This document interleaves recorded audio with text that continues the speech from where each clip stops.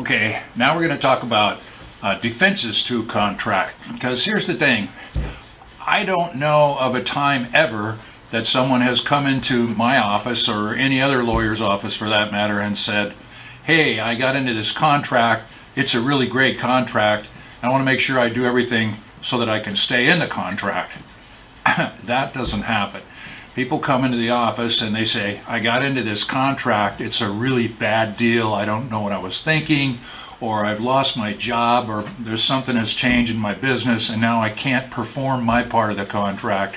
And this guy's threatening to sue me for breach of contract. Is there any way I can get out of this? What are the standard defenses to being obligated to perform your part of a contract? Well, there's a standard checklist that the lawyer runs, and there's about 6 or 7 standard defenses there, and they are mistake, fraud, duress, undue influence, adhesion contracts, and unconscionability. Those are standard defenses assuming that the other side has performed their part of the contract. If the other side has a pre-existing duty, I mean they have to perform their part before you have to perform your part, and they've refused to perform or there's a problem with their performance, that's different, and we'll get into that in contracts part 2. But standard defenses to your obligations under a contract, the first one is mistake. A mistake as to the facts related to the contract. So a mistake can be either unilateral, where only one party to the contract is mistaken about something, or it can be bilateral, where both parties are mistaken. So maybe you call up a guy and you say, I've been shopping for a 56 Chevy, I heard you have one for sale, I want to buy one, but I only want to buy one with the big V8 engine. Does your Chevy have the big V8 engine? And the guy the seller says, yeah, my grandma told me it was a V8, and I haven't, I just inherited the car from my grandma. I haven't looked at it much, but it's a V8. So you go over to look at the car, you agree over the phone to buy it for $20,000, and you go over to pick it up, and the first thing you notice is, when you look at the rear bumper, there's only one tailpipe coming out the back. And on the V8s, there was 2 tailpipes. So then you pop the hood and you look under the hood, and sure enough, it's not a V8 engine in there, it's only a 6-cylinder. Excuse me. So you look at the guy that's sold you the car for $20,000 and you say, look, you told me this is a V8, this is only a 6-cylinder, I don't want this one. And the seller says, gee, I'm sorry, I don't know much about cars, I haven't looked at it much, I just inherited it from my grandma and when she died, and she said it was a V8, but I guess it's not. So at that point, both the buyer and the seller are mistaken. That's a bilateral mistake, and they can just undo the contract. No harm, no foul. That's a bilateral mistake, when mistake is on both sides. If it's a unilateral mistake and only one side of the contract is mistaken, it may be more difficult to get out of the contract. You buy the 56 Chevy for $30,000, and then you discover that you could get another Chevy for $20,000 down the street, and you say, I want out of this one because I made a mistake and I paid too much money for it. Well, that's a unilateral mistake, and you may not be able to get out of that one. Now, that's a good example to use for the next thing we're going to talk about, because it's also a mistake perhaps a mistake as to value. And one of the basic rules on contracts and getting out of them because of mistake is that a mistake by the buyer as to the value of an item that he purchases is never a defense to a contract. So why? What am I saying? Well, here, suppose you agree to buy the Chevy for $30,000. You buy it, you take it home, you're very happy, you want to start going to all the classic car shows, and so you get on the internet and you start reading up about all the information about classic car shows and classic cars. And in the process of doing that, you discover that, wow, you paid too much for your Chevy. You could get a good, fully restored 56 Chevy for about $20,000. So you go back to the seller and you say, look, you charged me $30,000 for the car and I could get one for $20,000. I want my money back. nope, you're not going to get your money back. A mistake as to value is never a defense. It's on you, the buyer. It goes back to that old thing about caveat emptor, let the buyer beware. It's on you to do your due diligence and do your research and check out what the average price is of a 56 Chevy fully restored before you buy one.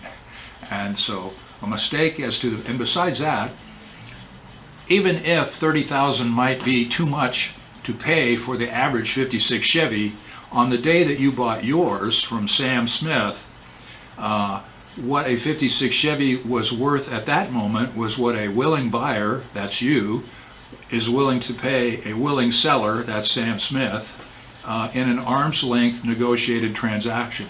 So on that day, $30,000 was the value of that car, because that's what you guys agreed to.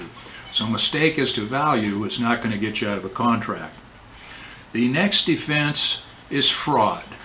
What if the guy knew that the Chevy had a 6-cylinder in it, but he lied to you, and you didn't find out until later you had been deceived, and you paid him $30,000 for a Chevy that you thought was a big muscle V8, and it turns out to be a little crummy 6-cylinder car. If you can prove that he intentionally deceived you, that's a fraud defense, and you can win and get your money back. But you would be surprised, sometimes proving up and winning a lawsuit for fraud, whether it be a criminal case or a civil case, it can be difficult to prove and win, because the elements you have to prove in order to win a lawsuit for fraud, you have to prove that there was a misrepresentation of a material fact, and that the misrepresentation was made with the intent to deceive you or to seduce you into entering into the contract. And you have to prove that you were justified in relying upon that misrepresentation. It was justifiable reliance. And then you have to prove that the lie caused you some monetary loss. So the tough part, one of the places where that breaks down when you go to court, and it's tough to prove, is that the person intentionally, they had the intent to deceive you at the time they told you the lie. Because when you get them into court and they're scared to death, they're probably going to lie, and they're going to say, oh, I never meant to deceive this guy. It's all just a big mistake. My grandma told me it was a V8, and I don't know anything about cars, and it's all just a big mistake. So fraud can be difficult to prove, but fraud is a defense to a contract. The next one is duress. And if a guy comes to you and says, sign this contract or I'm going to beat you to death with this tire iron, that's a threat of physical violence. And of course, if you're forced to sign a contract because of some kind of threat of physical violence, that's duress, and you can get out of that contract. Now, a note about duress. Financial duress is not a defense to a contract. So you're making 6 figures a year at Hewlett-Packard, and then the pandemic hits and you get laid off, and you're about to lose your house because you had this great big 6-figure a year house, and the house payment is like, I don't know, $5,000 a month, and you've missed 2 or 3 payments, and the rumor goes around the neighborhood that you're about to lose your house in foreclosure unless you come up with $5,000 by the end of the week. And so your neighbor Sam comes over and says, hey, I'm here to help you out. I'll give you the $5,000 to save your house, and all you got to do is sell me your $100,000 motorhome that I've always admired out in your driveway there for $5,000. And you go, what? I'm not selling you my $100,000 motorhome for $5,000. And the guy says, well, then I guess you're going to lose your house. So you sell him your $100,000 motorhome for $5,000 because you're in financial distress, and the next day Hewlett-Packard says, the pandemic is over, come on back to work, we're going to pay you even more than we did before. You run down to the lawyer's office and you say, that no good neighbor of mine forced me to sell him my $100,000 motorhome for $5,000 just because I was under financial duress, so I want my motorhome back. Financial duress is just bad luck and bad business. If you sell something or you get into a contract because of financial duress, you're not going to get out of it. That's not a duress defense. A duress defense is threat of physical violence. The next one is undue influence.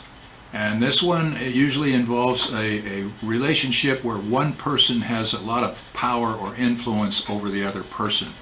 A classic scenario is, I'm the caregiver for you. You're old and frail and ill. You're confined to bed. And so I have to do all the housekeeping and the cooking. I have to go to the store and get the groceries for you. I have to go to the drugstore and get your medications for you. And one day I walk into your bedroom there where you're laid up in bed, and I say, hey, you know, my car just broke down, and the repairman says it's not worth fixing this time. I need a new car. And you've got that beautiful new Lincoln Town car that you bought last year sitting out in the driveway. How about I'll give you $1,500 for your Lincoln Town car? And you go, I just bought that last year. I paid $50,000 for that. I'm not going to sell that to you for $1,500. What are you thinking? And the guy goes, George, do you want to eat today? Do you want your pain? You want your pain medications today? I think you better sell me that car for $1,500, or you might have a bad day.